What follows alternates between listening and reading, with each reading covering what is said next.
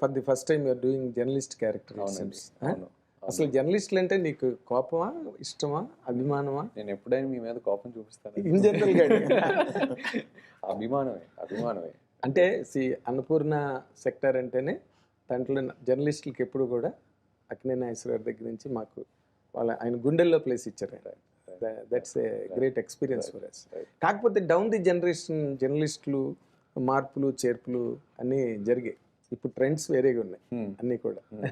మేము రాయడానికి కొన్ని ఆలోచించేవాళ్ళం, ఇప్పుడు అసలు రాయడానికి దేనికి ఆలోచించట్లేదు. బాగానే ఫ్రాంక్ ఉన్నారు. అట్లా మీరు ఈ జనరేషన్ హీరో కాబట్టి అసలు how do you look at the profession of journalism? Firstly journalist అంటే నాకు చాలా respect. Mainly one is because of the industry I come from. ఒక ఫిల్మ్ ఇండస్ట్రీకి జర్నలిస్ట్ అంటే చాలా ముఖ్యం. We go hand in hand అని చెప్పాలి. Exactly. As a family we support each other, we complement each other. So అలా చూస్తాను. And దూత చేసేటప్పుడు కూడా నాకు ఒక జర్నలిస్ట్ వెనకాల వాళ్ళ ప్రాసెస్ ఏంటి, వాళ్ళు చేసే హార్డ్ వర్క్స్, వాళ్ళ లైఫ్ ఎలా ఉంటుంది, వాళ్ళ లైఫ్ స్టైల్ ఎలా ఉంటుంది, ఇవన్నీ తెలుసుకోవటం జరిగిందండి. Okay. So this interested me a lot more and also inspired me a lot అండి ఫర్ ద క్యారెక్టర్ సాగర్ దూత. ఓకే. ఇప్పుడు విక్రమ్ గారు అయితే బికాస్ తెలుగు బాగానే మాట్లాడుతున్నారు కానీ తమిళ్ బేసు, మలయాళం బేసు, అక్కడ మనకున్న ఆంక్షలు కూడా ఉండవు. తమిళ్ పత్రికల్లో they are deliberate in writing few things.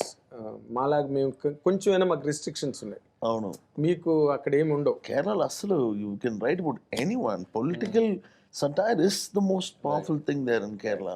Political and Cho Ramaswamy Tamil,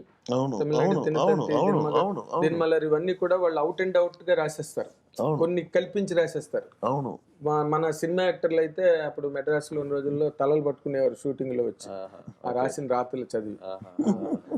how do you find it in Tamil journalistic procedures and all that?